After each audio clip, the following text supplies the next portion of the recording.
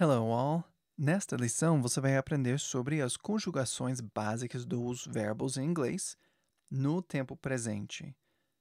Agora, uma das coisas, talvez melhores coisas sobre o inglês, eu acho, é que tem pouquíssimas conjugações, especialmente em comparação ao português. Uns anos atrás eu vi uma tabela mais ou menos assim e eu queria mostrar para vocês.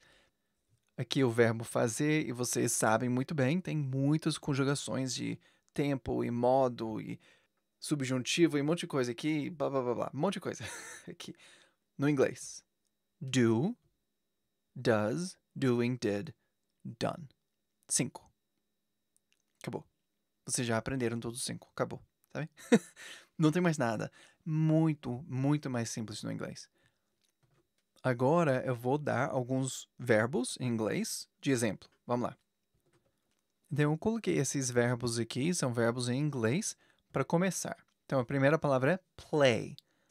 Play tem vários sentidos, mas vamos pegar o sentido de jogar. Jogar ou brincar, dessa forma, jogar.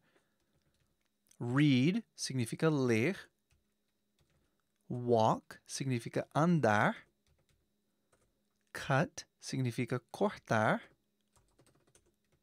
Speak significa falar. Open significa abrir. Hear significa... Bem, tem 2 ou 3 traduções para o português, mas vamos com ouvir. A primeira coisa para ver bem na cara é que no português todos os verbos terminam com R. E no inglês, nada a ver, a não ser a palavra hear, mas isso é coincidência e mais nada. Não é uma regra aqui. Os verbos não terminam em R e não há conjugação ou estrutura para isto. Então, não, por favor, não pense que isso transfere do português para o inglês, porque não faz.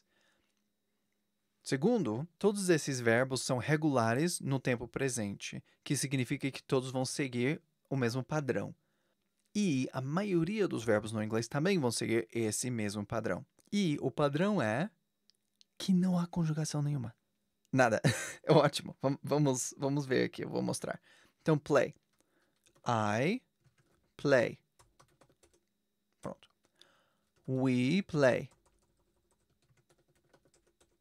They play. You play. Tudo. Não há conjugação. Nós falamos tipicamente que isso é dictionary form. Ou seja, o verbo em si, que você usa no tempo presente, claro, há conjugação, mas no tempo presente não tem. Simplesmente usamos a forma que você encontra no dicionário, dictionary form. Às vezes chama-se base form, que também é outra maneira de falar, a base, base form.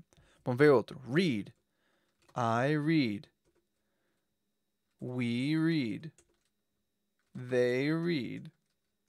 You read. É tudo a mesma coisa. Tranquilo. Base form, dictionary form. Vou afastar um pouquinho aqui. Agora, dito isto, eu preciso falar que há um tipo de exceção. Não uma exceção, porque isso é a regra em si. Porém, eu preciso encaixar aqui na terceira pessoa singular. Para vocês que conhecem gramática, né? Na terceira pessoa singular, há uma variação. E é uma variação de uma letra. E essa letra é adicionada no final para todos os verbos na língua inteira para essa terceira pessoa singular. Então, o que é terceira pessoa singular? É essa ideia de he, she, he... Vou colocar assim. Terceira pessoa singular. Isso significa he, she, it e mais algumas coisas também, que vamos falar daqui a pouco. Então, he é ele, she é ela, e it é a palavra que usamos para itens. Então, he e she, no inglês, são usados para pessoas e it são para coisas. Então, eu iria falar he, quando estou falando sobre meu irmão, por exemplo, she, quando estou falando sobre minha irmã. Mas quando eu falo do meu computador, sendo que em inglês não tem esse masculino feminino, né?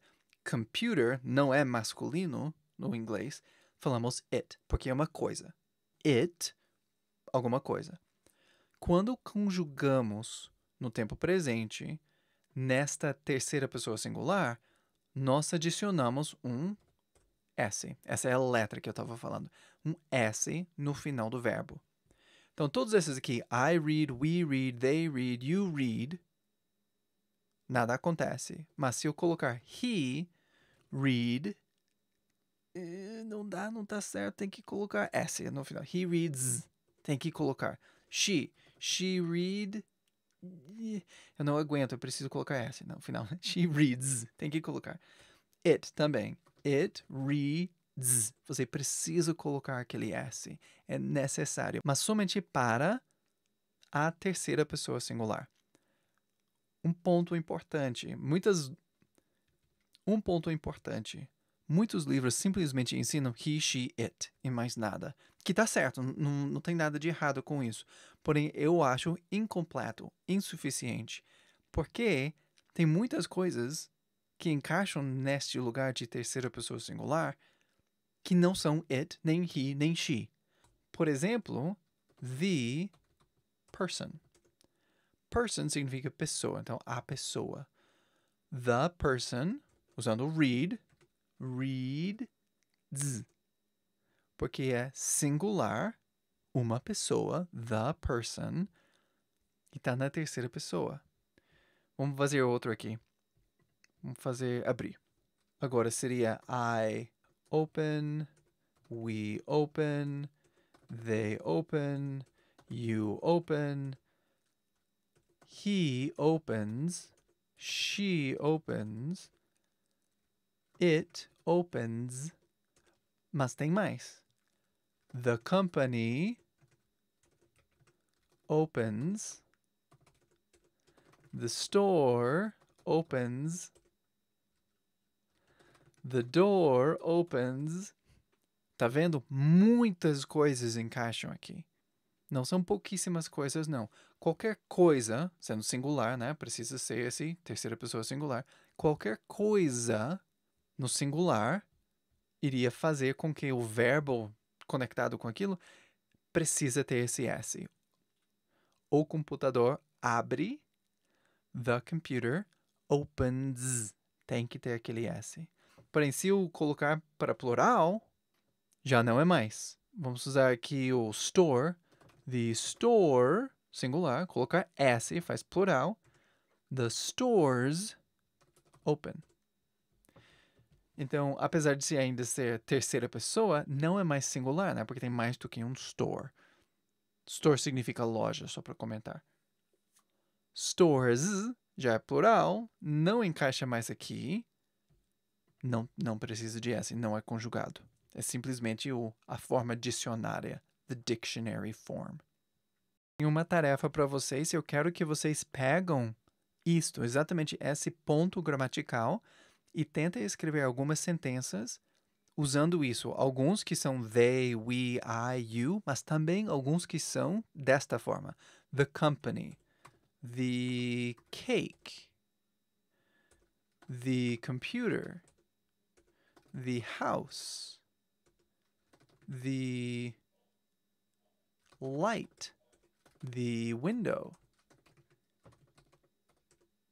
Como você iria escolher algum verbo, qualquer verbo, tanto faz, e como você iria conjugar aquilo. Eu quero que vocês escrevem para mim, e aí eu vou corrigir e responder para vocês dentro do site. Até então.